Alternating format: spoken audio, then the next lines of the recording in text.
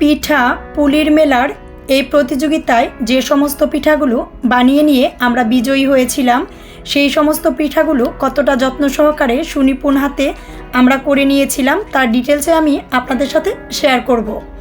আমাদের চ্যানেলের ভিডিওগুলো দেখে ভালো লাগলে অবশ্যই লাইক করবেন, শেয়ার করবেন আর সাবস্ক্রাইব করে আমাদের চ্যানেলের সাথেই থাকবেন। এখন আমি আপনাদের সাথে শেয়ার করছি ক্ষীরের পাটিসাপটার দুর্দান্ত সুস্বাদু একটি রেসিপি। ঠিক একই রকমভাবে দুর্দান্ত সুস্বাদু করে ক্ষীরের পাটিসাপটা করে নেওয়ার জন্যে কোনো প্রকার স্কিপ্ট না করে ফুল ভিডিওটি আমার সাথে থেকেই দেখে নিন।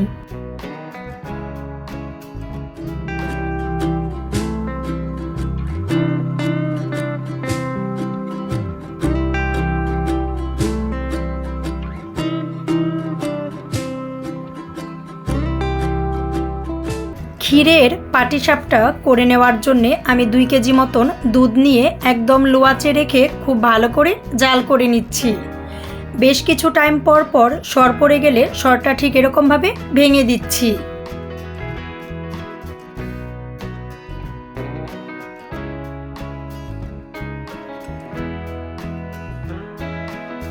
ক্ষীরের এই পাটিসাপটা করে নিতে ক্ষীরের কালারটা পারফেক্ট পাওয়ার জন্যে গরম কড়াইতে দিয়ে দিচ্ছি 1/4 কাপ চিনি। ক্ষীরের পাটিসাপটা করে নেওয়ার জন্যে চিনি দিয়ে আমি মিডিয়াম লো আঁচে রেখে খুব ভালো করে জাল করে নিচ্ছি। চুলার আঁচ কিন্তু খুব বেশি বাড়ানো যাবে না আর নাড়া বন্ধ করা যাবে না। অনবরত নেড়ে আমি ঠিক এরকমভাবে ক্যারামেলটা করে নিচ্ছি।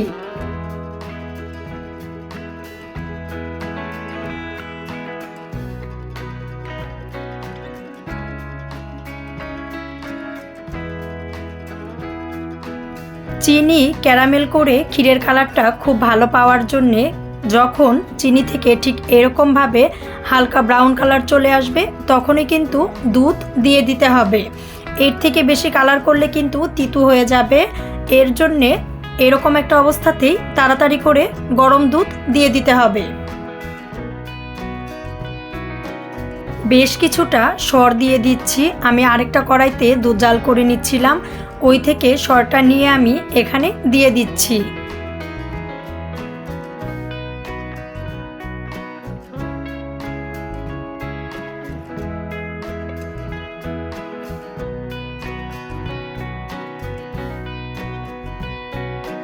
তিন থেকে 4 চামচ দিয়ে দিচ্ছি কুড়িয়ে নেওয়া নারিকেল। নারিকেলটা দিয়ে দিলে কিন্তু এই ক্ষীরটা খেতে খুব বেশি ভালো লাগে, এর জন্য আমি নারিকেলটা দিয়ে নিয়েছি। চুলার আঁচ কিন্তু মোটেও বাড়ানো যাবে না, মিডিয়াম লো আঁচে রেখেই আস্তে আস্তে ক্ষীরটা করে নিতে হবে।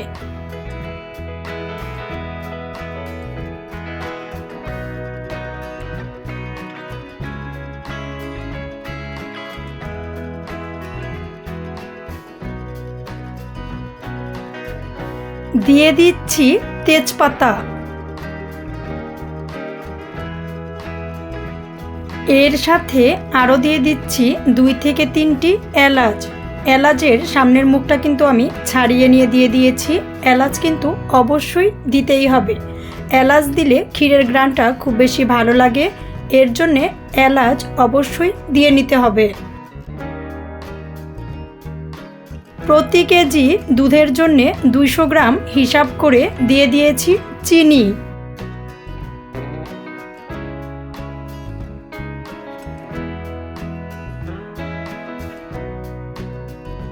যখন বেশ ভালো ঘন হয়ে এসেছে তখন চুলার আঁচ আরও বেশ কিছুটা কমিয়ে নিয়ে অনবরত নেড়ে ক্ষীরটা আমরা খুব ভালো করে নিচ্ছি। এই অবস্থাতে কিন্তু নাড়া একদম বন্ধ করা যাবে না, না হলে কিন্তু কড়াইতে লেগে গেলে ক্ষীর নষ্ট হয়ে যাবে।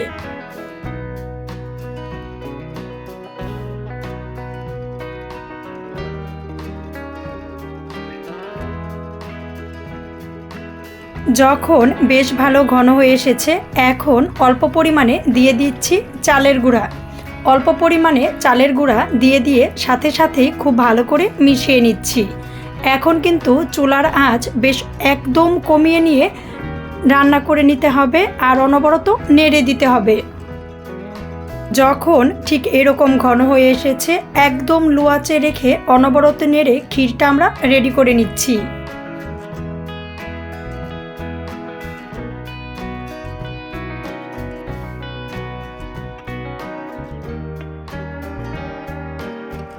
আমাদের কিন্তু ক্ষীরের পাটিসাপটা করে নেওয়ার জন্যে ক্ষীর রেডি হয়ে গেছে।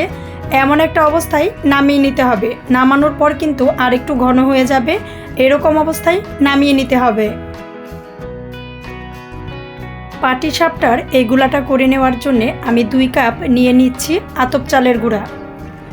এর সাথে আরও নিয়ে নিয়েছি 2 কাপ সিদ্ধ চালের গুঁড়া। সিদ্ধ চাল আর আতপ চালের গুঁড়া মিক্সড করে পাটিসাপটা করে নিলে পাটিসাপটাটা খুব বেশি নরম হয় আর খেতেও খুব বেশি সুস্বাদু হয়। হাফ কাপ সুজি জল দিয়ে খুব ভালো করে ভিজিয়ে নিয়েছিলাম, এর সাথে দিয়ে নিচ্ছি। 1 কাপ পরিমাণে দিয়ে দিচ্ছি চিনি। মিষ্টিটা আপনি আপনার টেস্ট অনুযায়ী দিয়ে নিতে পারেন, আমি আমার টেস্ট অনুযায়ী দিয়ে নিয়েছি। এর সাথে দিয়ে দিচ্ছি জল। সবটা জল কিন্তু একসাথে দেয়া যাবে না, আমি অল্প অল্প করে জল দিয়ে খুব ভালো করে মিশিয়ে নিচ্ছি।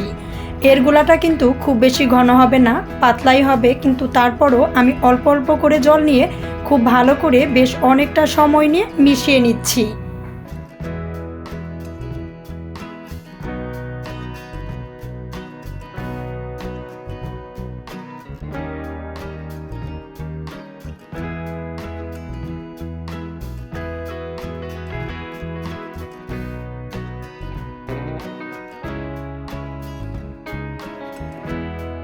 বেশ অনেকটা সময় নিয়ে খুব ভালো করে গুলিয়ে নিয়ে আমি দেখিয়ে দিচ্ছি এটা ঠিক কতটা পাতলা হবে।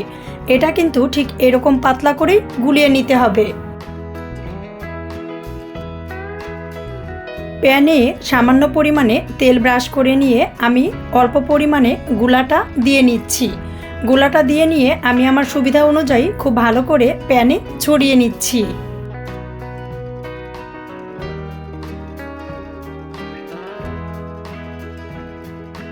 ছড়িয়ে নিয়ে ভিতরে পুর হিসাবে ক্ষীরটা দিয়ে নিয়ে আমি খুব ভালো করে ফোল্ড করে নিচ্ছি।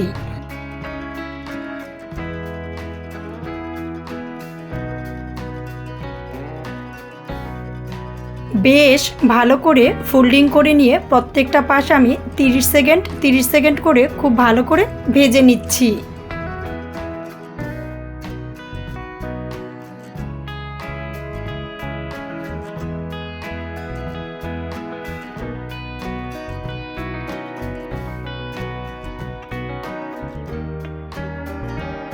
একই রকমভাবে আরও বেশ কয়েকটি পিঠা বানিয়ে আমি দেখিয়ে দিচ্ছি। ঠিক একই রকমভাবে ক্ষীর বানিয়ে নিয়ে আপনিও কিন্তু ক্ষীরের পাটিসাপটাটা বাড়িতেই করে নিতে পারেন।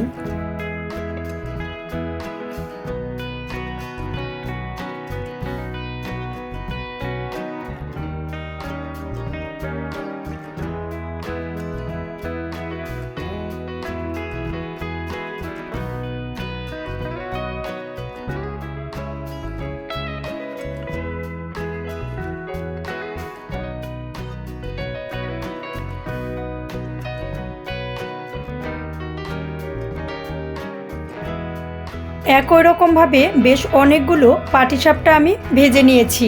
ক্ষীরের পুরে ভরা এই পাটিসাপটার রেসিপিটা দেখে কেমন লেগেছে অবশ্যই কমেন্টস করে জানিয়ে দিবেন।